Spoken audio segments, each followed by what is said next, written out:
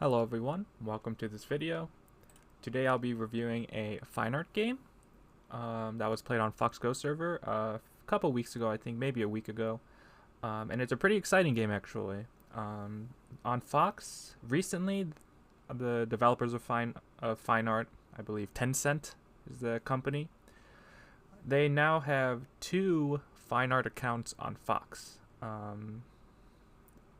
And the only difference I can find between them is the prior FineArt, would play two-stone handicap games, but would give itself 6.5 Komi. So to kind of, I don't know, compensate, or I don't even know why. It's kind of weird. But this new FineArt plays with 0 Komi, not even 0.5 Komi, but 0 Komi, and giving 2 stones. And again, I'm not sure if it's trendy or it only plays against a certain group of people, but this new FineArt only plays against professionals who on Fox are designated with a silver crown or a gold crown, meaning they're champions, world champions, national champions, etc., etc. So this FineArt plays a lot of very strong players, top 30 players, and again, I don't know if it's just maybe the professionals want to play FineArt now that it's playing with no Komi or what, but there's been a big influx of strong professionals playing against FineArt, and it makes for some really exciting games. And so this game that I'm looking at today is a game that FineArt played against Shin Jinseo, who, if you don't know, is number 2 in the world right now. Right before this video, I checked, and he is right behind Park Jung-won. Park Jung-won is number 1, according to GoRatings.org. And if you haven't seen a Shin game, he's a very aggressive player, a very fight-heavy player. So you'll see that this game has some crazy fighting in it. I'll do my best to try to explain what's going on, but honestly, a lot of the stuff, as it should be, is a little even too much for me to try to dissect, even going through the game a couple times. But I will do my best. Let's see if Shin can take out FineArt. And I believe, going just through the records, this is either the first time Shin has played FineArt. So this is going to be a very exciting game. Standard opening. But white does something pretty strange. Just approaches not even from one of the corners from its lone stone in the upper left. Just plays an approach on this stone, which again is very strange. Can't say it's bad, but it's definitely strange. And usually FineArt does like to play an enclosure as well, so that's also a little strange. But approaches. Shin does not want to follow around the bot, so he answers in the upper left. And white ignores. And Shin ignores. And FineArt ignores. So already they have ignored every move that the person's playing, and that really puts into perspective the new era of Go, of not following your opponent, always trying to take Sente. But black finally does respond to white in the lower left. I believe he chose this stone to help because it's the only stone of the 3 black stones here that when white double pincers is also going to be an extension, right? Because white already has a stone here, so I think that might be why he played from down here. It could also be that he's planning on attacking the left side, or like playing a stone on the left side, because he's already got somewhat of a formation in the upper left. But this move definitely makes sense as opposed to playing one of the other responses. And then white plays another strange move. So white's really jumping around the board. And if black ignores, then white would be able to get this Hane, and whether white answers directly or extends, you can see black's extension on the upper side is not so clear.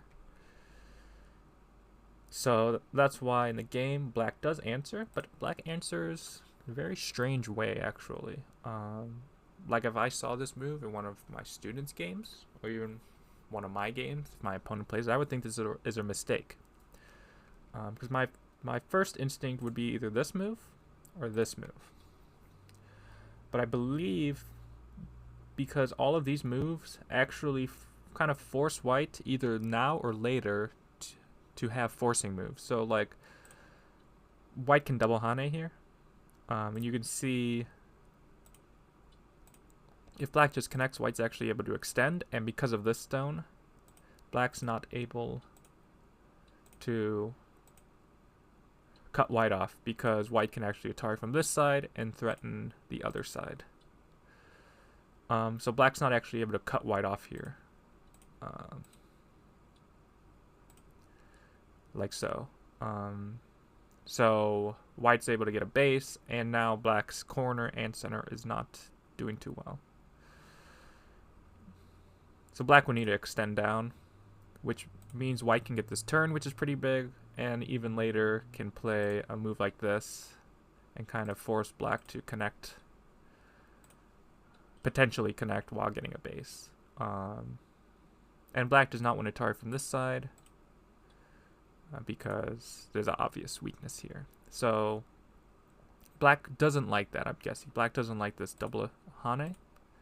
Even if he extends once and then comes down, it's still a little uncomfortable.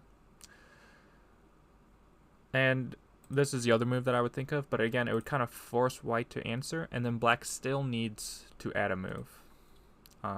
If black omits a move, this Hane in the corner is huge, and now black is without a base.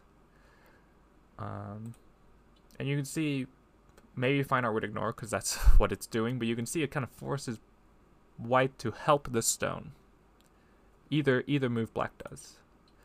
But by playing here, you can see now if white tries to do anything, it's not too bad for black. Even if white just extends, which I think white does in the game, black doesn't need to answer. Black's completely solid because he hasn't forced this one white stone to get stronger. So it's definitely a strange looking move. But I think because this is a strange move that black needs to respond with a strange move, I guess. But yeah, this move, it's one of those where I first saw it, I was kind of confused, but after looking at it more, it actually makes a ton of sense. Yeah. So white does extend. So black finally answers in the upper right. And then again, white plays not even like a strange move, or not even an unorthodox move, but it's just I don't understand like when to play it or when not to. It plays a double approach, but it plays away a little bit. I've definitely played this in my games, but I definitely don't know why I should play it as opposed to not play it. Right? The common move is to play here, because it's putting more pressure on the core in the 3-3 spot. When you're a little further away, the 3-3 spot is not as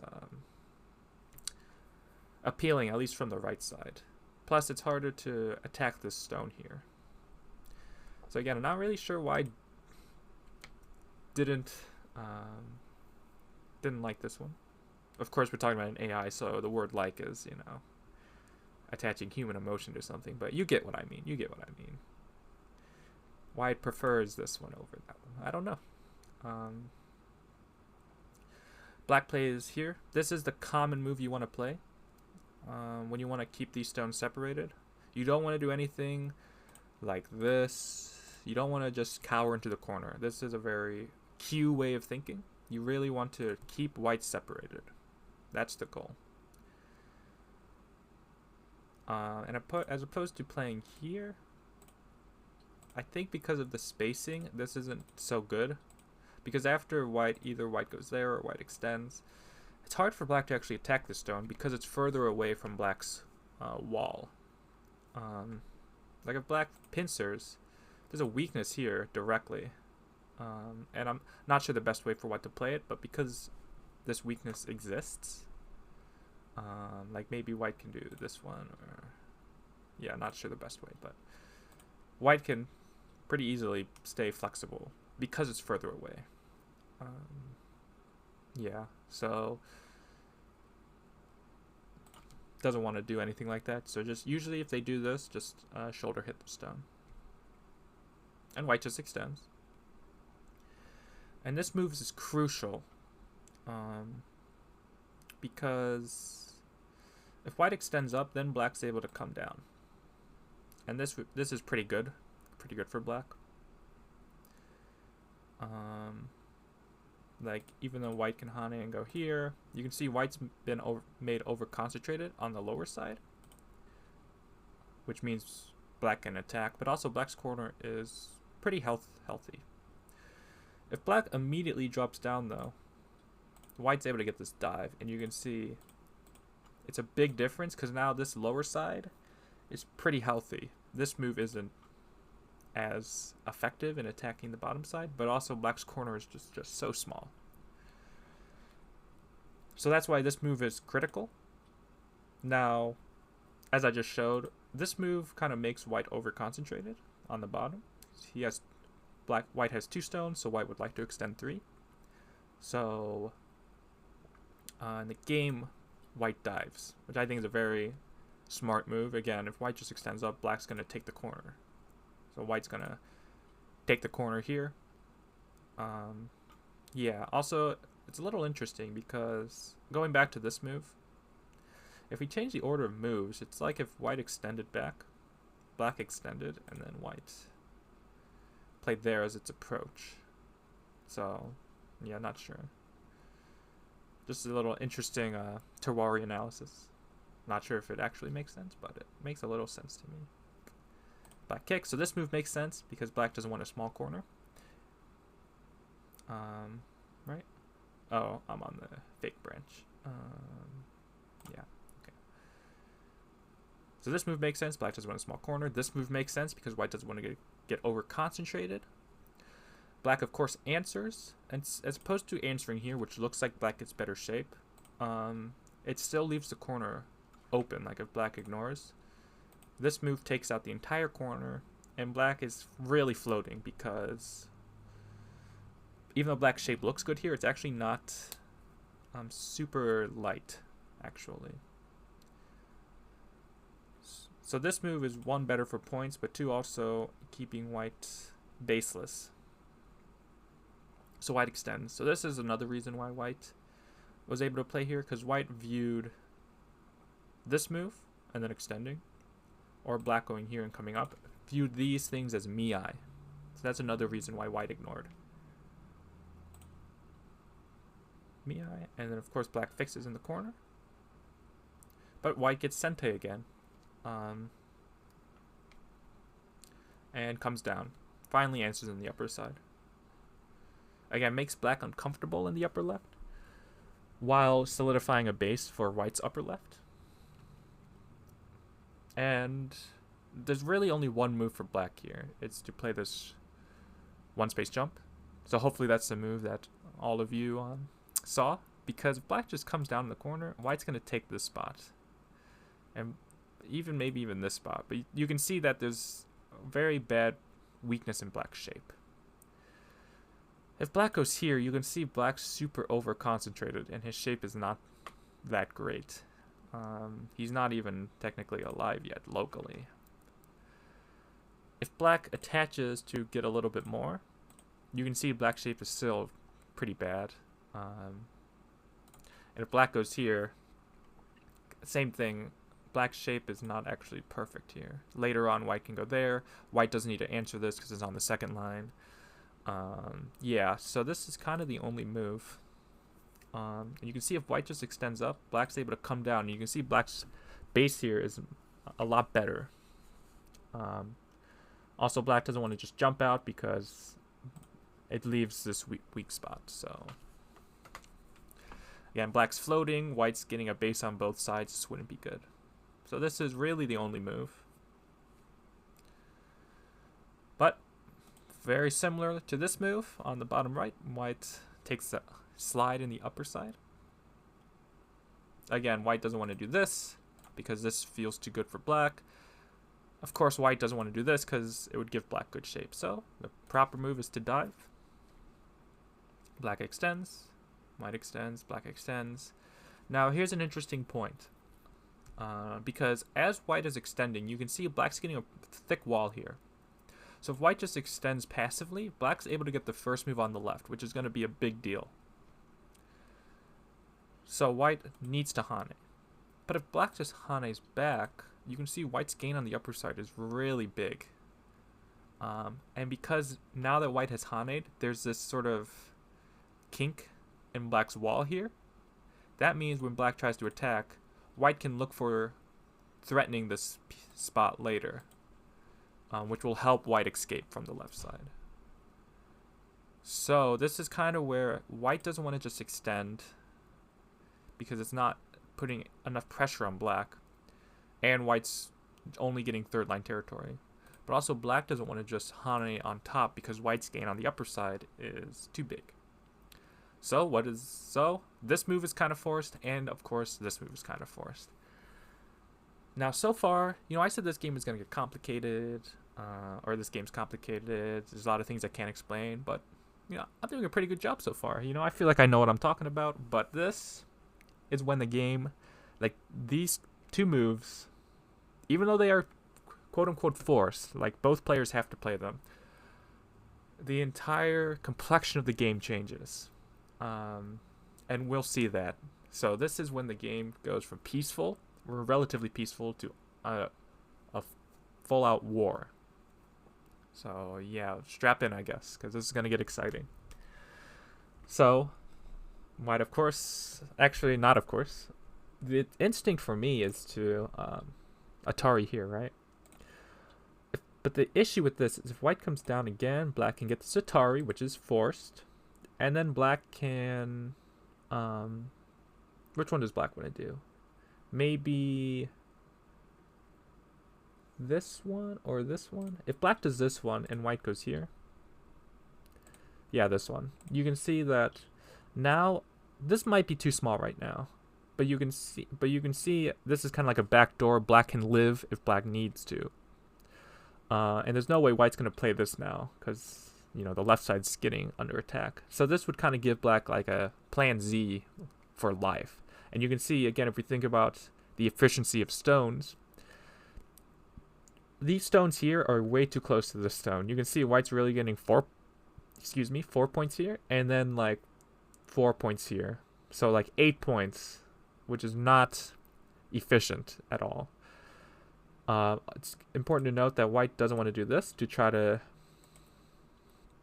make this not be so bad, but you can see black actually has this Teisuji.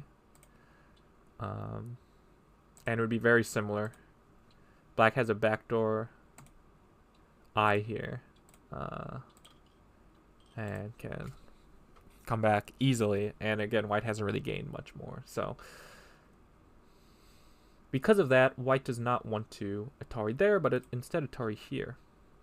It's also important to note, what if white Ataris from this side? What black would do in this case is black would Hane once. Now this Hane is important because white of course has to go here. Then you can Atari from the outside, and you can see you really make white's shape bad here. And the point of this is if you Atari first and then Hane, white can block. And you can see that there's no weakness here. Whereas if you just Hane now, white cannot block because you can Atari here. Notice, this is a move that I was showing as bad. There's no way right here black would Atari here, right? It would help white tremendously. So you can see that this move is a bad move immediately. And of course, white cannot connect solidly because then black can Hane and then make a base. So I think white would Hane, play here, and then black can extend or jump across here. And this is, again, all this is trying to do is give black a pretty solid base. White needs to Atari, black can Atari, and it's a little better than the last scenario, but the same thing applies where black's pretty solid now in the upper side. and can come back and attack the left side. So white does not want to give black forcing moves to strengthen the outside. So white Ataris from this side and then crawls on the top. But again, almost instinctively I would Atari here, but you know the proverb, there's always two ways to Atari. So always think about both ways. Covers, of course, black crawls now. White needs to extend. White can't do anything like this to try to win a semi-eye because white cannot actually cover here. If white answers directly, black can cut. And this ladder should, if I check correctly, white will end up here. And then black can Atari down. Oops, just one moment. I forgot to turn on coordinates. There we go. There we go. Yay, coordinates. So white should end up on the 8th line, but not run into this stone here. But white can also do something a little sneaky, but play this loose ladder. This one I will show, but you will see that this stone actually is a ladder breaker. White cannot keep Atari. So white cannot block here, but because white cannot block there, that means black can come down, and now black is alive. Notice if white had a ladder breaker, maybe, like we'll assume this cut doesn't work, you can see white will actually win the semi-eye by 1 liberty. So yeah, so that's why white needs to just connect, make sure the upper side has a base, and make sure black doesn't get an eye. Black jumps here. This is a very important move. You can see that this Hane doesn't really help black because white can still cut after black extends. So just attach. This is a better shape. Always look for this shape. White Hanes, black wedges, and white connects. This needs to be the spot to connect. Any other move will let black get this Hane, and white's not able to. Though in this case, white is able to, but because black doesn't have enough eyes. But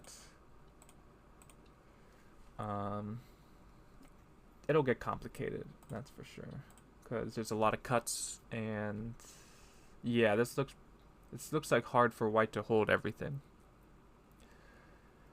But white can just protect here, and you can see now when black Hanes, white can cleanly Hane and then connect. Yeah, so that definitely makes sense. White doesn't want to go here because it'll actually change the life and death a lot.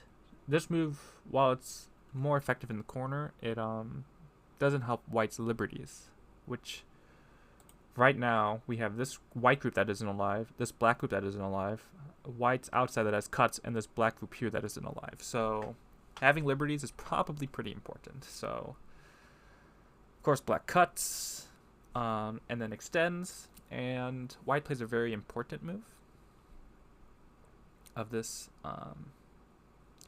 diagonal. The point of this diagonal is it actually is helping the liberties of these stones, because if you just extend again, this move is still sente because black can net. So this move is making sure white doesn't get caught. But black still extends, extending his liberties, also looking at this shoulder hit here, while also looking at this cut. White extends here, which I thought is a strange move, because I don't think it affects the life and death, or the liberty race here. It's true that this move does take away liberty from the 3 stones, but I feel like having better shape here is more important. But I'm not 100% sure, because this move obviously later will leave a weakness. Yeah, black shoulder hits. White extends, black extends, and then white plays here. This is a very important move for liberties. And maybe this is where this move comes in. Yeah, this is where the move comes in, actually. White pushes and then extends, and you can see black has a lot of cuts here. And because these stones are short on liberties, as opposed to white stone being here,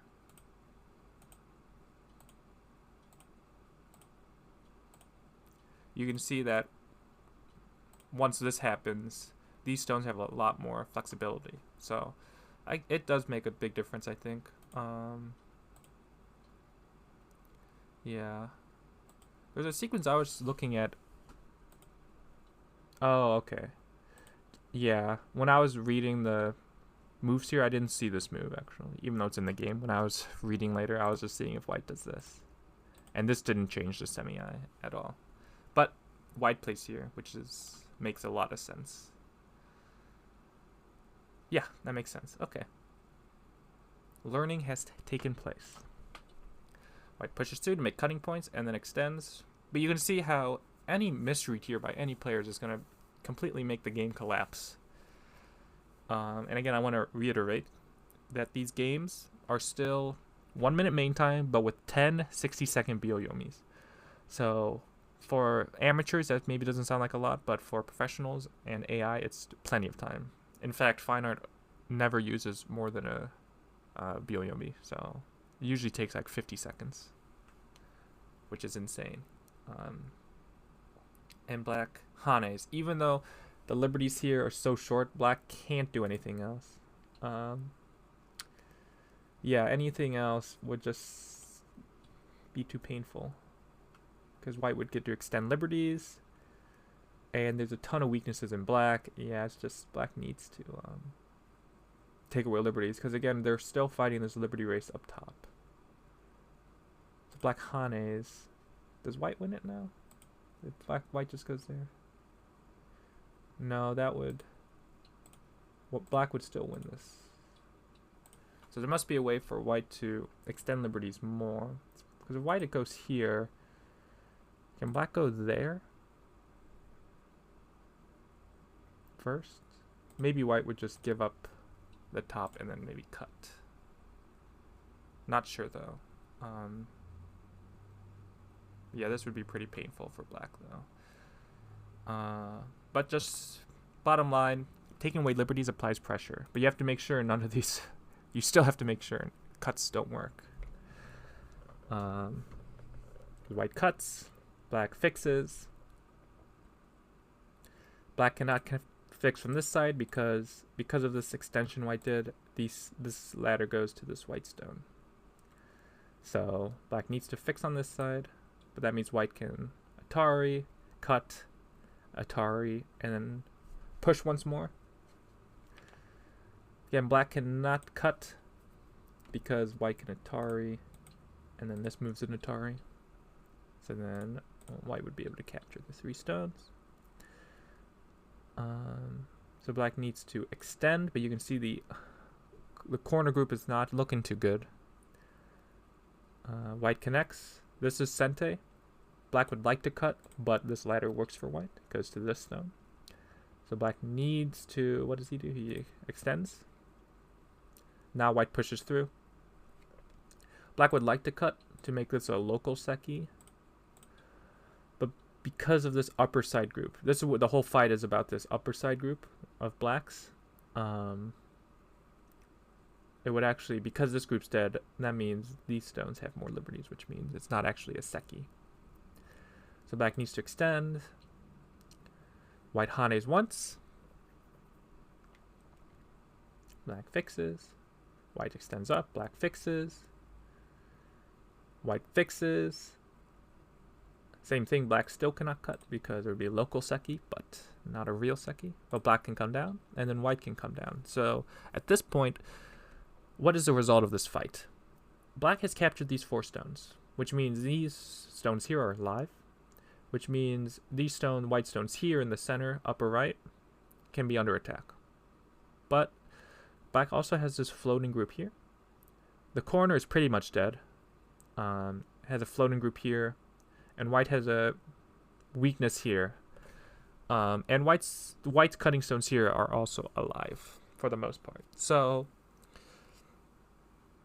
crazy result. Crazy result. Black extends down and cuts. White Ataris, black Ataris, and this is what the sequence is for. Is black's trying to get this move. White needs to wedge, and then black needs to wedge.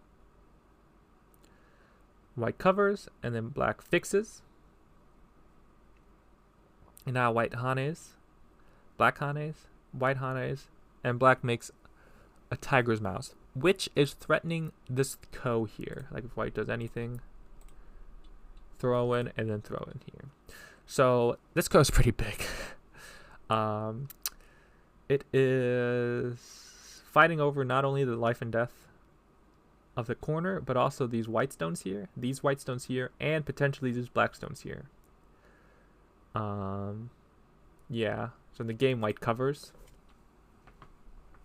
because white's saying, sure, there might be a ko, but there's no ko threat big enough.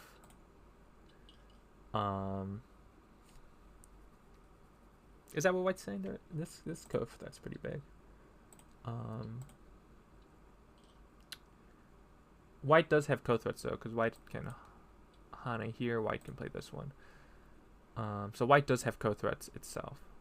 I think that's a ko threat at least, but yeah, doing something like this would not be good enough for white. White just captures 4 stones there. Black takes the upper side and the right side. So it is a huge ko, but white's basically saying you do not have enough ko threats to win this ko. Black hanes. White. Is that what white does? Where does white go? Oh, black didn't throw in yet. White hanes. Hane, extend. Peep. So black's actually going after the whole group because black knows he has this ko, but he can, if he can just kill this group outright, that would be much better. But yeah, black does not have a lot of liberties himself, so this is crazy. Crazy. Extend down. Now black throws in and starts the ko. So now, when I went back here and black won the ko here, white could potentially save the ponuki later and connect up on the side. But now, after this, now the ko is for the entire group. Which, let me reiterate, this ko is fighting over these black stones here, and these white stones here, and these white stones here. So just to put in perspective, I won't play real ko threats, but let's say white loses this ko. This is what the board would look like. Black would get this upper side and kill the white stones on the left side and kill the white stones on the upper side. So black would get, what is that, 60 points? Just eyeballing it? It's a lot of points. Maybe 50 points, but you get the idea. But if white wins this ko, let's say it goes here. And again, I'm not going to play real ko threats just for the sake of showing what this is. This would mean white kills the corner, but also kills this group here. So it's about a 100-point swing at least between white winning and black winning. So it's a pretty, I would say that's a pretty big ko. And white gets the first ko threat. I believe, right? Yes. Oh, black actually connects. So white doesn't get the first ko threat. So if white wants to try to win this ko, you can see black can now play moves like this, which white still cannot connect to get more liberties. So yeah, so actually white needs to make the first ko threat. So white hanes. So at this point, I'm not sure why. Well, if black just takes the ko, white would then get a ton of ko threats here. It would make the ko harder for black to win. So black just answers because black knows white can't answer directly because of like white goes here to fix. Black can continue to reduce white's liberties. So I think that's why So I don't know if white's giving up on the ko here, but if white loses this ko, white loses the entire upper side. So it seems like a hard ko to lose. Black just extends here. Again, extending liberties, which means getting rid of ko threats. So now that's why white goes here. And black takes the ko. White needs to find a ko threat. White goes here. So this is a ko threat. If black takes, white can extend. If black goes here, white's actually able to hane, and you can see black can never cut white off here because it's a connect and die. So yeah, so that's definitely a ko threat. So white takes the ko back. Black then hanes. Forced white to play a ko threat. And now white hanes again. So I think white's still trying to fish for ko threats. So reducing the liberties here so that even if black takes the ko, white's able to get more ko threats by cutting. So I think white's creating ko threats. Black answers. And white just extends. Again, just treating the ko lightly. But I don't know how you can treat this ko lightly because it's literally for a swing of 100 points or so. So it's pretty crazy. It's a lot of points. Yeah, black extends. White comes down. Black takes. White hanes. Black plays a fancy looking move here. I'm not sure if there's a difference between just going there and going here. Yeah, I'm not sure there's a difference, but decided to go there. They both work, but it's an interesting choice. Black Ataris. Because white can't locally win the ko like this, like black would, it's still a ko this way. White kind of needs to answer these local threats. So, yeah, black answers. White then plays the other ko threat here. Black takes. Black Ataris. White cuts. White takes. Black finally connects back. And white pushes through. Whoa. 1 second, my mouse is being crazy. Okay, we're back. So white's taking away liberties. White's trying to win the fight on this from this side. So if black can white win it from this? Yeah, white can win. White's trying to make the ko into this side of this, onto this side. But black just takes. Black saying, sure, you can capture those, but capturing here is still big enough for me. Which, yeah, it looks about right. So, black takes. White pushes here, actually. Black connects. White takes. Black cuts. And then white takes. Black takes. White throws in. Black gets to answer by going here. Again, this is white's last ko threat. Right here. Big enough ko threat. Because this stone's an Atari, this move's not a ko threat anymore. Because if white captures here, black can capture here. And vice versa. White goes there, black can capture there. So this one's no longer ko threat. Once black was able to cut here.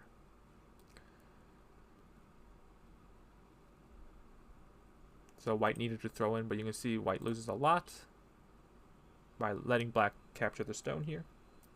White takes the ko. And then black just plays a 3-3 here. And then white Atari's here. So white has won the ko. And again, as I showed, it was like a 100-point swing. But you can see what black has gotten. Black has gotten a lot of gain in the upper right. White's really only points are in the upper left side. And I didn't watch this game live, but I'm sure Shin was using a lot of time to count. Because in ko scenarios like this, you have to be able to count. So the question is, did the ko benefit white or did the ko benefit black? So black pincers. This is of course the natural move. So now you can see black is. This is really almost a 10 by 10 area. So it's approaching. It's less than that, of course, because there's more black stones, but it's a lot of points. And then white jumps in. So white jumping in here is kind of telling me white thinks white is behind, right? There's no need to do this if white thinks white is winning already with the upper side. Like maybe just come here. Like if a normal sequence like this happens, this tells me white doesn't think this is enough. Which it really doesn't look like a lot, does it? Because the upper left is huge, but the upper right is also huge, and black has points in the top and the lower left. So white says, okay, I need to do something. So Sabaki master FineArt. Let's see if FineArt can live against the second best player in the world with a humongous wall. Now white does have stones and there's a lot of aji, but still, if white can live here, white would probably win the game and blow all of our minds. So let's see. Of course, black pincers. Going here would allow white to get this extension, which would mean it's threatening a connection underneath. So this has to be the move. White hanes, and then black or white attaches.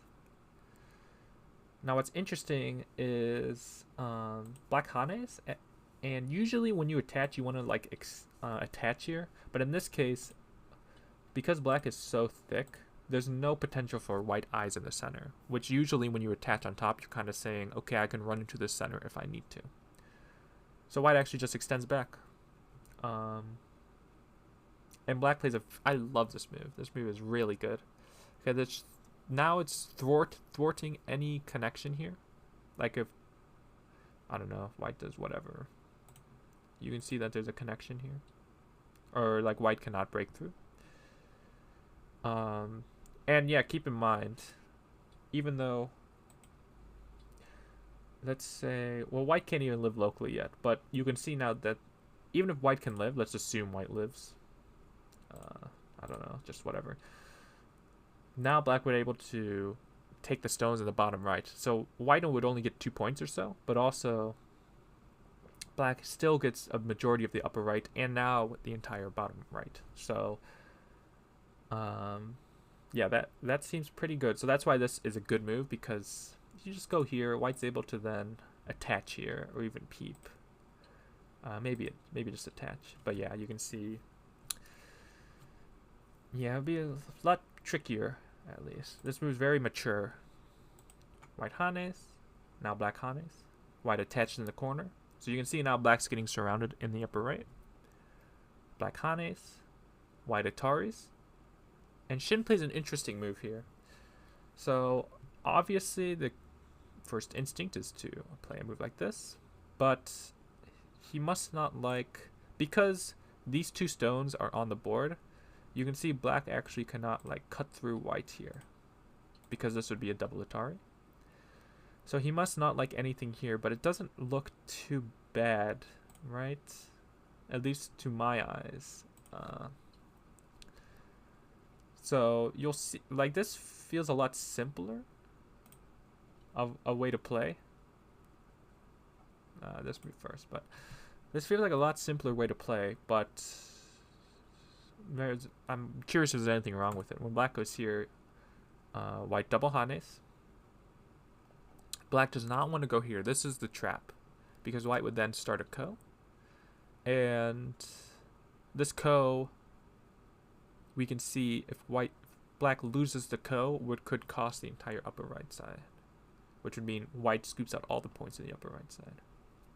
So black just comes down. White then ataris, or captures. Black then captures.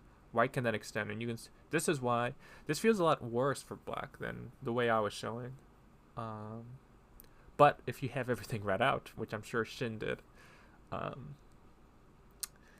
it's still not bad.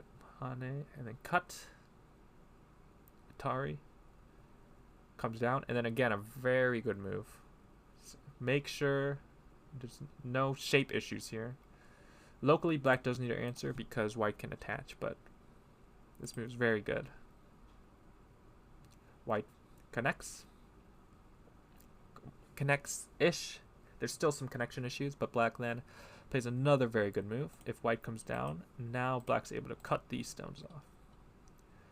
Whereas before, let's say if black plays elsewhere, even though black can cut, it's not as clear. It's a lot more difficult to capture these stones now.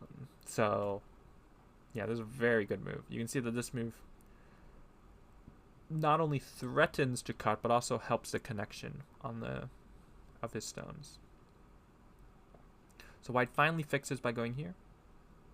Black then clamps to get rid of the eye here. White answers. Black answers. White connects. Black answers. White throws in. And then connects. So the throw-in is for any potential liberty issues on the outside. But you can see black just lives. And actually at this point, white's really running out of options. You can see white does not have much else to do here. White wedges in here, which looks like a strange move, but this move has actually protected the cut here. But black just hanes and then makes two eyes.